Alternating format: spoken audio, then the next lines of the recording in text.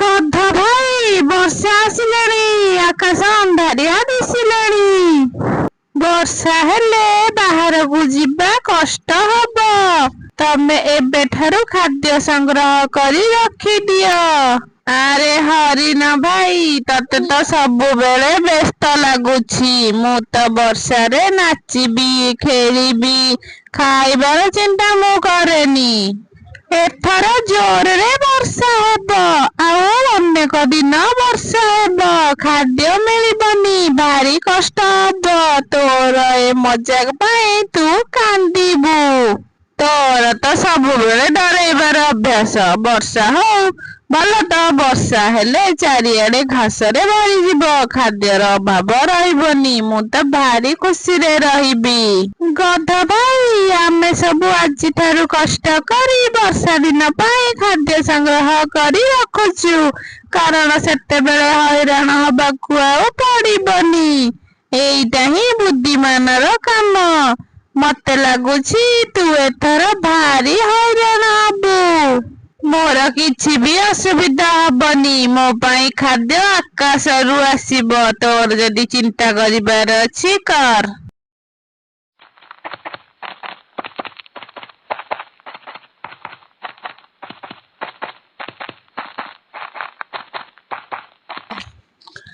ଆରେ ଗଧ, ଦେଖ ବର୍ଷା ଦିନ ପାଖେଇ ଆସିଲାଣି। ଖାଦ୍ୟର କିଛି ବ୍ୟବସ୍ଥା କରିଛୁ ନା ନାହିଁ? ଶିଆଳ ଭାଇ, ତୁ ବି ସେଇଥିରେ ମାତିଛୁ। ସବୁ ଖାଇବା ଯୋଗାଣରେ ମାତିଛନ୍ତି, କିନ୍ତୁ ମୁଁ ତ ବେକାର ପରିଶ୍ରମ କରିବାର ନାହିଁ। ତୁ ବୁଝୁନୁ କାହିଁକି ଶିଆଳ? ବର୍ଷା ଦିନ ଖେଳଘର କଥା ନୁହଁ। ଆଗରୁ ପ୍ରସ୍ତୁତ ନହେଲେ ଭାରି ହଇରାଣ ହବୁ। ତମ ମାନଙ୍କର କଥା ସବୁ ଏକା ପ୍ରକାରର। ମତେ ତ ଏଥିରେ କିଛି ବି ବିପଦ ଦେଖାଯାଉନି। ତମେ ମାନେ ଚିନ୍ତିତ ଅଛ, କାମ କରୁଛ, ହେଲେ ମୁଁ ଖୁସିରେ ବୁଲୁଛି। ଏ ଖୁସି କାଲି ତତେ କନ୍ଦେଇବ। ପ୍ରକୃତରେ ଯିଏ ପରିଶ୍ରମ କରିବ ସେ ହିଁ ଖୁସିରେ ରହିବ। ତୁ ବି ଭବିଷ୍ୟତବାଣୀ କରିଲୁଣି ନାଇଁ? ମତେ ଭୋକିଲା କିଏ ରହିବାକୁ ଦବ? ଏ ଜଙ୍ଗଲରେ ବର୍ଷା ହବ ତ ଆହୁରି ଘାସ ଉଠିବ। ଶିଆଳର କଥା ବି ଗଧ ଉପରେ କିଛି ପ୍ରଭାବ ପକେଇ ପାରିଲାନି।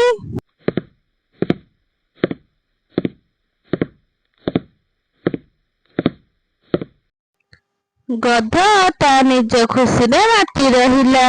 ଏମିତି ଧୀରେ ଧୀରେ ବର୍ଷା ଦିନ ପାଖେଇ ଆସିଲା। ଦେଖରେ ଭାଇମାନେ, ଏ ସମୟ ବହୁତ ମୂଲ୍ୟବାନ। ବର୍ଷା ପୂର୍ବରୁ ଯେତେ ସମ୍ଭବ ସେତେ ଖାଦ୍ୟ ସଂଗ୍ରହ କରି ରଖିଦବା, ନହେଲେ ଭୋକରେ ଦିନ କାଟିବାକୁ ପଡିବ। ଠିକ୍ କହିଲ। ବର୍ଷାରେ ବାହାରକୁ ବାହାରିବା ଭାରି କଷ୍ଟ ହେଇଯିବ। ମତେ ତ ଯେତେ ଫଳ ମିଳିବ ମୁଁ ସବୁ ରଖିଦେବି। ହଁ ହଁ, ମୁଁ ବି ସେଇଆ କରିବି। ଯେମିତି ବର୍ଷା ସମୟରେ କାହା ଉପରେ ନିର୍ଭର କରିବାକୁ ପଡିବନି।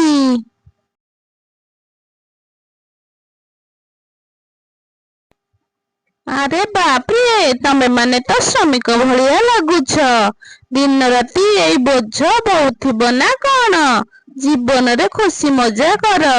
କାମରୁ କଣ ମିଳିବ? ଗଧ ଭାଇ, ଏ ମଜା କରିବାର ସମୟ ନୁହେଁ। ତତେ ବି ବୁଝିବାକୁ ପଡିବ। କାଲି ଯେତେବେଳେ ଭୋକ ହବ ସେତେବେଳେ ଆଉ ହସ ଲାଗିବନି। ଆମେ ସବୁ ଏତେ କଷ୍ଟ କରୁଛୁ କାରଣ ବର୍ଷା ସମୟରେ ଆମେ ଟିକେ ଶାନ୍ତିରେ ରହିପାରିବୁ। ଆଉ ତମେ ସମସ୍ତଙ୍କର ମଜା ଉଡଉଛ। ତମେ ସବୁ ମତେ ଡରଉଛ ନା କଣ? କିନ୍ତୁ ମୁଁ ଡରିବାର ନାହିଁ। ଜଙ୍ଗଲରେ ଘାସର କିଛି ଅଭାବ ନାହିଁ। ମୁଁ ତ ବର୍ଷାରେ ବି ମଜାରେ ରହିବି। ଗଧ, ତୁ କାହିଁକି ବୁଝିପାରୁନୁ? ବର୍ଷା ମାସ ମାସ ଧରି ଚାଲିପାରେ। ଆଜି ଯଦି ତୁ ସତର୍କ ନ ରହିବୁ, କାଲି ହଇରାଣ ହବୁ। ତୋର ଏ ଖାମଖିଆଲି ଗୁଣ ଯୋଗୁ ତୁ ବର୍ଷା ଦିନରେ ଉପାସରେ ବି ରହିପାରୁ। ଆରେ ଭାଇମାନେ, ତମେ ମାନେ କେହି ବି ବ୍ୟସ୍ତ ହୁଅନି। ମୁଁ ତ କହୁଛି ବେଶୀ କିଛି ଭାବନି, ମୋର କିଛି ବି ପ୍ରସ୍ତୁତିର ଆବଶ୍ୟକ ନାହିଁ। ଗଧ ସମସ୍ତଙ୍କ କଥାକୁ ହସରେ ଉଡେଇ ଦେଲା। ଏମିତି ସେମାନେ କଥା ହଉ ହଉ ବର୍ଷା ଆରମ୍ଭ ହେଇଗଲା। ଆରେ ଦେଖ, ବର୍ଷା ଆରମ୍ଭ ହେଇଗଲା। ଏବେ ତ ବାହାରକୁ ବାହାରିବା କଷ୍ଟ ହେଇଯିବ। ଯିଏ ପ୍ରସ୍ତୁତି ନାହିଁ ହଇରାଣ ହବ। ହଁ, ଏବେ ସବୁ ଜଲ୍ଦି ଜଲ୍ଦି ନିଜ ନିଜ ଘରକୁ ଯିବା ଚାଲ, ନହେଲେ ବର୍ଷାରେ ଭିଜିକି ଦେହ ଖରାପ ହେଇଯିବ। ଓହୋ, କି ସୁନ୍ଦର ବର୍ଷା ହଉଛି। ଦେଖ, ମୁଁ ତ ଏବେ ନାଚୁଛି ବର୍ଷାରେ, କିନ୍ତୁ ତମେ ମାନେ ସବୁ ଡରୁଆ ଗୁଡାକ। ଗଧ, ଏଇଟା ତୋର ସବୁଠାରୁ ବଡ ଭୁଲ। ଆଜିର ଖାମଖିଆଲି କାଲି ତତେ ହଇରାଣ କରିବ। ତମ ମାନଙ୍କର ଡରିବାର ଅଭ୍ୟାସ ହେଇଗଲାଣି। ଭଗବାନ ସବୁ କିଛି ଠିକ କରିଦେବେ। ଏତେ ବ୍ୟସ୍ତ ହେଇକି କିଛି ବି ଲାଭ ନାହିଁ।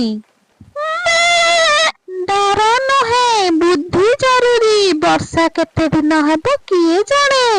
ଗଧ, ତୁ ସମୟ ଥାଉ ଥାଉ ସଜାଗ ହେଇଯା, ନହେଲେ ବର୍ଷା ପାଣି ତା ରଙ୍ଗ ଛଡେଇ ଦବ। ମୁଁ ଜାଣିଛି ତମେ ମାନେ ମତେ କେହି ସହିପାରୁନ, ସେଥିପାଇଁ ଏମିତି କହୁଛ। ବର୍ଷା ବନ୍ଦ ହେବାର ନାଁ ଧରୁ ନଥାଏ। ଜଙ୍ଗଲର ସବୁ ପଶୁମାନେ ସୁରକ୍ଷିତ ଥିଲେ, ହେଲେ କେବଳ ଗଧର ଅବସ୍ଥା ଏତେ ଖରାପ ଥିଲା। ସେ ଧୀରେ ଧୀରେ ତାର ଭୁଲ ବୁଝି ପାରୁଥିଲା। ହେ ଭଗବାନ, ଏ ବର୍ଷା ଛାଡୁନି। କେତେ ଦିନ ହେଇଗଲାଣି, ଚାରିଆଡେ ପାଣି ଭରିଗଲାଣି। ଖାଇବା ପାଇଁ କିଛି ବି ନାହିଁ। ଭାରି ଜୋରରେ ଭୋକ ହେଲାଣି। କଣ କରିବି କିଛି ବୁଝିପାରୁନି।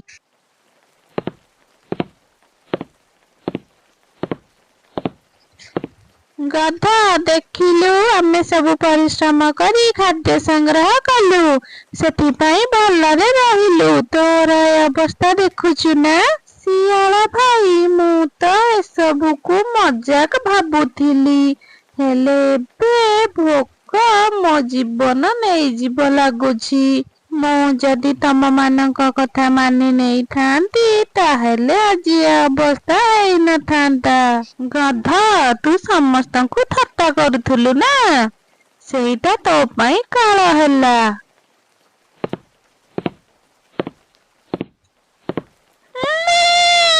ଆରେ ଗଧ ଭାଇ, କୁଆଡେ ଯାଉଛୁ କି ବର୍ଷାରେ ଭିଜି ଭିଜି? ଦେଖେ, ଆମ ପରିଶ୍ରମର ଫଳ ଆଜି ଆମକୁ ମିଳିଛି। ଆମେ ଆରାମରେ ଅଛୁ, ଖାଦ୍ୟ ଖାଉଛୁ, ଆଉ ତୁ ଖାଲି ପେଟରେ ଏଣେ ତେଣେ ବୁଲୁଛୁ। ଛେଳି, ମୁଁ ଏବେ ମୋ ଭୁଲ ବୁଝିପାରିଛି, ହେଲେ ବର୍ଷାରେ ମୁଁ କଣ କରିପାରିବି? ଆମେ ଆଗରୁ କହିଛୁ ସମୟ ଥାଉ ଥାଉ ସାବଧାନ ହେବାକୁ। ସତରେ ଏ ସଜା ଭାରି କଷ୍ଟ। ଭୋକ ସମସ୍ତଙ୍କୁ ବାଟକୁ ନେଇ ଆସେ। ମୁଁ ଯଦି ଆଗରୁ ଶୁଣିଥାନ୍ତି ତମ ମାନଙ୍କ କଥା, ତାହେଲେ ଆଜି ଏ ଦଶା ହେଇନଥାନ୍ତା। କିଛି ଦିନ ହେଇଗଲାଣି ବର୍ଷା ଛାଡୁନି। ସବୁ ପଶୁମାନେ ନିଜ ନିଜ ଘରେ ଭଲରେ ଥିଲେ। କେବଳ ଗଧ ଭୋକରେ ପୂର୍ବ କଥା ଭାବି ଅନୁତାପ କରୁଥାଏ।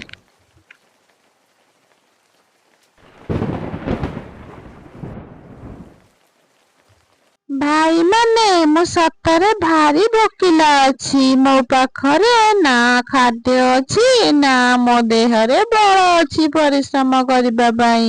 ଗଧ, ତୁ କାହାରି କଥା ଶୁଣିଲୁନି। ଆଜି ତୋର ଗର୍ବ ଭାଙ୍ଗିଲାରୁ ତୁ ମୋ ପାଖକୁ ଆସିଛୁ। ଥରେ ଭାବିଲୁ, ଆମ କଥା ତୁ ଜମା ବି ଶୁଣିଲୁନି। ହଁ ଭାଇ, ମୋର ବଡ ଭୁଲ ହେଇଯାଇଛି। ତୁ ତୋର ଭୁଲ ବୁଝିପାରିଲେ ସେଇଟା ଠିକ ଅଛି, ହେଲେ ଭଲରେ ରହିବାକୁ ପରିଶ୍ରମ କରିବାକୁ ପଡେ। ତୁ କଣ ଏବେ ପରିଶ୍ରମ କରିବୁ? ହଁ, ମୁଁ ଏବେ ବୁଝିଗଲି ଅଳସୁଆ ହେଲେ ଅବସ୍ଥା କଣ ହୁଏ। ମୁଁ ପରିଶ୍ରମ କରିବାକୁ ରେଡି ଅଛି, କିନ୍ତୁ ଏବେ ମତେ ସାହାଯ୍ୟ କର। ମୁଁ ବହୁତ ଭୋକିଲା, ମତେ କିଛି ଖାଇବାକୁ ଦିଅ। ହଉ ହଉ ଗଧ ଭାଇ, ତୁ ଯଦି ପରିଶ୍ରମ କରିବାକୁ ସତରେ ରାଜି ଅଛୁ, ତାହେଲେ ଆମେ ସବୁ ମିଶିକି ତତେ ଶିଖେଇବୁ। ମୁଁ ନିଶ୍ଚୟ ଶିଖିବି, ମୋର ଭୁଲ ସୁଧାରିବି। ଠିକ ଅଛି ଗଧ, ସୁଯୋଗ ଦିଆଯିବ, କିନ୍ତୁ ମନେ ରଖ ଏଇଟା ଶେଷ ସୁଯୋଗ ତୋ ପାଇଁ। ଗଧ ପ୍ରଥମ ଥର ମନରୁ ନିଜ ଭୁଲ ବୁଝିଲା। ଶିଆଳ, ଗାଈ ଓ ଛେଳି ମିଶି ଫାଇନାଲ କଲେ କି ଗଧକୁ ପରିଶ୍ରମର ମୂଲ୍ୟ ଶିଖେଇବେ।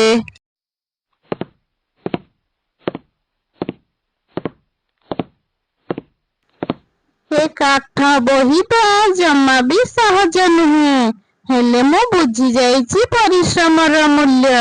ମୁଁ ଯଦି ପ୍ରଥମରୁ ଧ୍ୟାନ ଦେଇଥାନ୍ତି ତାହେଲେ ସବୁ ଠିକ ଠାକ ଚାଲିଥାନ୍ତା।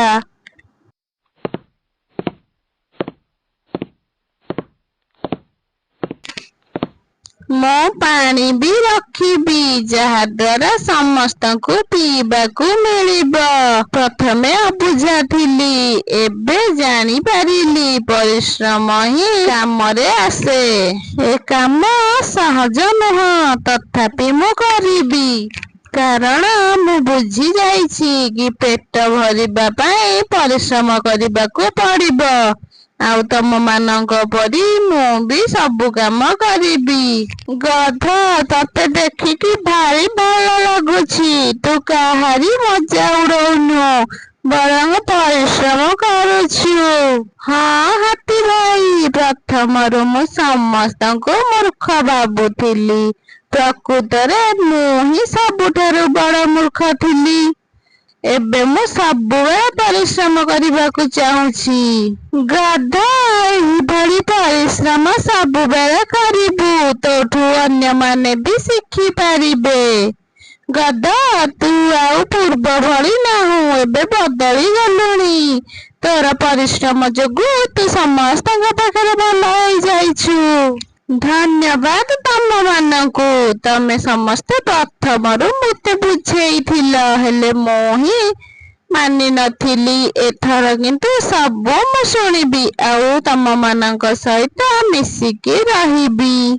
ଗଧଟି ଏବେ ପରିଶ୍ରମୀ ହୋଇଯାଇଥିଲା, ଆଉ ସେ ବୁଝି ଯାଇଥିଲା କି ଖାଲି ଖେଳିଲେ ବୁଲିଲେ କିଛି ହବନି, କାମ କରିବାକୁ ପଡ଼ିବ। ବାଃ, ଏ ଖରା ଆଜି ଭାରି ଭଲ ଲାଗୁଛି। ଅନ୍ଧାରିଆ ବର୍ଷା ପରେ ଏଇ ଖରା ଆମକୁ ନୂଆ ବାଟ ଦେଖଉଛି। ହଁ ଗଧ, ଇଏ ହେଉଛି ଧୈର୍ଯ୍ୟ ଆଉ ପରିଶ୍ରମର ଫଳ, ଯୋଉଥିପାଇଁ ଆମେ ଆଜି ଶାନ୍ତିରେ ଅଛନ୍ତି। ଛେଳି ଭାଇ, ତୁ ଯଦି ଶେଷ ସମୟରେ ମତେ ସାହାଯ୍ୟ କରିନଥାନ୍ତୁ ତାହେଲେ ମୁଁ ମରି ଯାଇଥାନ୍ତି। ତୋର ଏ ଉପକାର ମୁଁ କେବେ ବି ଶୁଝି ପାରିବିନି। ଗଧ, ସାହାଯ୍ୟର କଥା କହନି, ଏସବୁ ତ ସାଙ୍ଗ ଆଉ ଏକତାର ବଳ। ମୁଁ ଭାରି ଖୁସି କି ତୁ ସବୁ ବୁଝିପାରି ପରିବର୍ତ୍ତନ ହେଇଗଲୁ। ଗଧ, ସବୁ ଭୁଲ କିଛି ନା କିଛି ଶିକ୍ଷା ଦେଇଥାଏ। ଆଜି ତୁ ବି ବୁଝିଗଲୁ ଭବିଷ୍ୟତ ପାଇଁ ପ୍ରସ୍ତୁତ ରହିବା କେତେ ଆବଶ୍ୟକ। ହଁ, ମୁଁ ଏବେଠାରୁ ସବୁ ସମୟ ପାଇଁ ପ୍ରସ୍ତୁତ ରହିବି। ହଇରାଣ ହବା ଯୋଗୁଁ ଗଧକୁ ସବୁଠାରୁ ବଡ଼ ଶିକ୍ଷା ମିଳିଲା। ଖେଳକୁଦ ଛଡ଼ା ଜୀବନରେ ବି ପରିଶ୍ରମର ମୂଲ୍ୟ ଅଛି ବୋଲି ସେ ଜାଣିଲା। ଏହିଭଳି ନୂଆ ନୂଆ ଗପ ଦେଖିବା ପାଇଁ ଚ୍ୟାନେଲକୁ ଲାଇକ୍ ଓ ସବସ୍କ୍ରାଇବ କରିବା ପାଇଁ ଭୁଲିବେନି।